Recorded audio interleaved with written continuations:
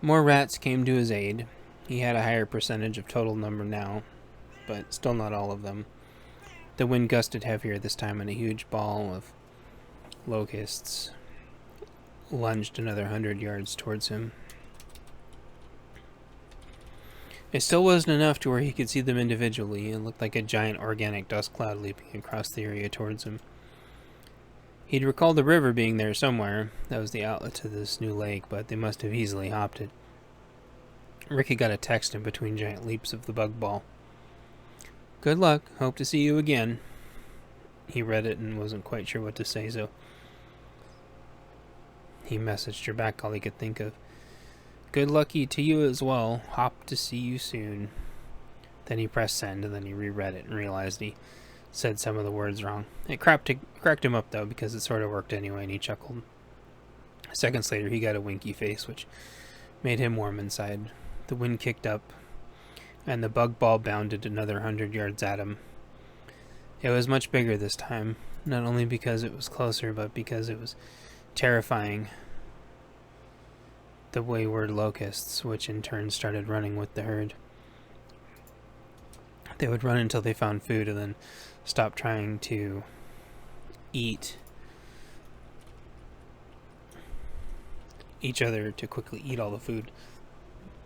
As soon as the wind would gust in the air, they would all hop. All terrified, the one behind them would eat them from behind. All of them searching for the next bit of food, so hopefully they'd all stop biting each other in the bug butt. Ricky thought about it for a bit and realized he needed a way for his rats to stay together so they wouldn't get separated and devoured by the exponentially increasing horde of upset bugs. He remembered back when he had to untangle the rats when their tails would get knotted up. That gave him an idea.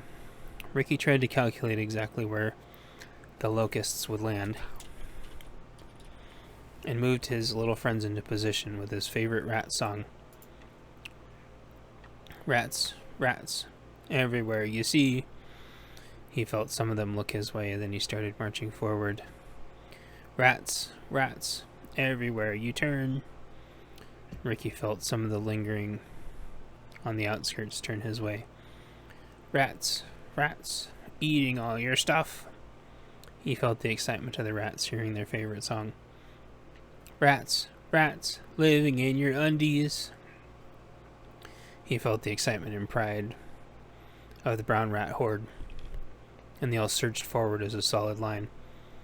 "There must be a couple thousand coming your way." A huge bug ball, 100 feet high, lurched forward with a big wind blast. Ricky hoped he had calculated it properly with all things considered. At this point, if the next wind gust was a big one, the locusts would land right on top of them. Ricky hoped this is what he actually wanted. "Soon there will be a million.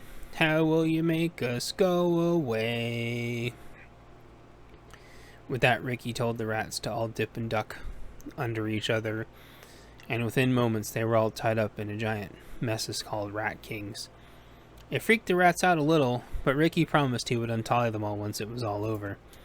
He knew his rats would never run from a battle, but they would get disoriented because it would be hard to see. They could protect each other this way. It was their best chance at survival, especially since many of them had never been in a big turf war before. Ricky guessed it was only moments for the next gust of wind, and he heard something in the giant lake next to him. It was croaking, more croaking and burping than usual. The frogs were going nuts. It was almost deafening, and Ricky was taken aback. He didn't know what to do. It stunned him, and all he heard echoing in his brain was the urge to move out a bit from the lake. He felt like he had to, like he was being compelled to, but in a good way, not a bad way. In the final moments, as the biggest wind gust yet blew, he moved his rats out away from the lake, a little bit to form a 45-degree wedge against the lake. The wind had been blowing hard for a moment. Ricky barely had any time to look up in the air as the locusts were already airborne. He lifted his shotgun and started blasting holes in the cloud. Once he estimated they were within 100 yards.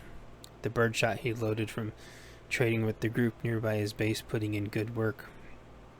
Ricky guessed that he was taking maybe 30 or 40 out per blasts, but there was easily 1,000,000 if his moderate estimates were correct. As the locusts were doing their version of flying at Ricky, he quickly loaded some of the other random rounds, making sure to leave out slugs for the time being. A few of the rounds launched into the air were delayed for a few seconds and then exploded, taking out several balls of the creatures that flew at him. As they descended, Ricky shot up a few rounds that ended up being magnesium rounds again, and the acrid smell of crispy, toxic locusts filled the air. The next minute was a torrent of locusts landing on Ricky, buffeting him so hard that he was taken to his knees. He swung out into the air with his pickaxe, vertically trying to swat them as they landed, using his other hand to guard his eyes. In about a minute, they'd all landed and were munching on everything in sight. Ricky zipped up his coat tight and popped the collar, trying to protect himself, and started swinging and stomping. The rats were all in a frenzy, fighting for their lives. The locusts were eating the rats and became more afraid of them than each other. At least this way he could stop them from springing forward again, but at what cost? The rats seemed to be holding their own, with each rat eating as many as 10 locusts. The rat kings were doing very well, able to cover each other if the locusts got on their vulnerable backs. The crunching and gnawing and screaming between the rats and locusts hurt Ricky's ears, and after about 10 minutes of fighting, he couldn't tell if he was deaf or if everything always sounded this way. He fought forward, trying to find an end to this swarm. Every step was a battle between the locusts in his face, on his gloved hands, and trying to get in every nook and cranny to bite him. Ricky was in the center of the bug cloud, but he had to push forward to get out. Step by step, he made it out of the center and headed to where he thought the driving force between the diseased locusts was. Ricky hazarded a turn around to see behind him, and through the thick thought he saw flames. Apparently the nearby stronghold had afforded some troops with improvised flamethrowers to try to hold off the edge. Ricky tried to yell and wave them to circle around, but he wasn't sure if they would understand. Ricky looked down and saw tons of spiderwebs on the ground and spiders cocooning up the oversized evil crickets and grasshoppers as fast as they could. Ricky grinned to himself. It seemed as if Martina had been here prior with Ocha, setting up spider traps. Ricky carefully stepped around them to let them do their work. As he forged forward, he walked a ways, turned around again, and couldn't see or hear anyone. He heard less and less screams and reports from his rats and feared the worst. Ricky reloaded his shotgun with the last of his ammo and forged forward. Whatever was causing this disaster would pay for what this nature imbalance, or Ricky would perish trying.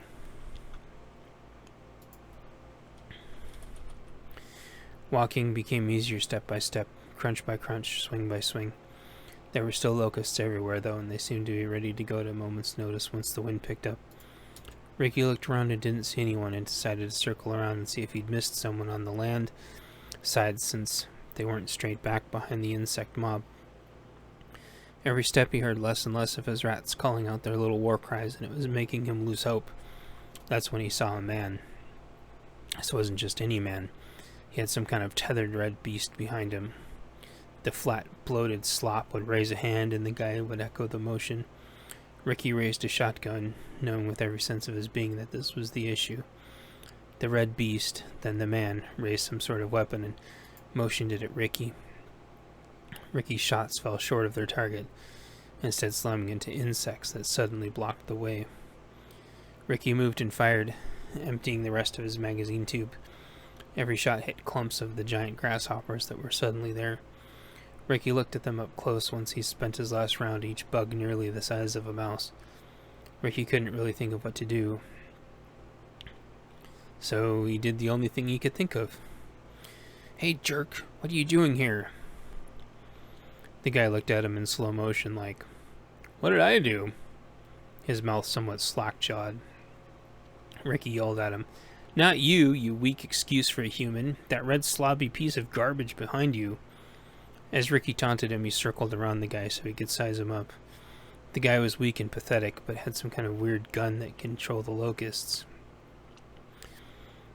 Ricky sensed a great level of fear and panic from the object.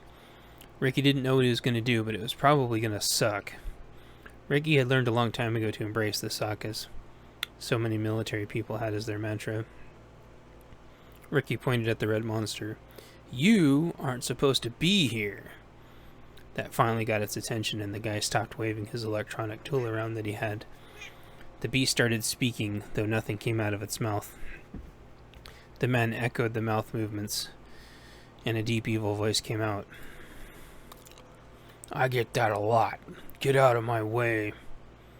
Not on your life, you diseased pig. That gave Ricky an idea. If you want to claim this place, you have to come through me, because so far from what I can tell, it's mine. Not for long, pathetic rat.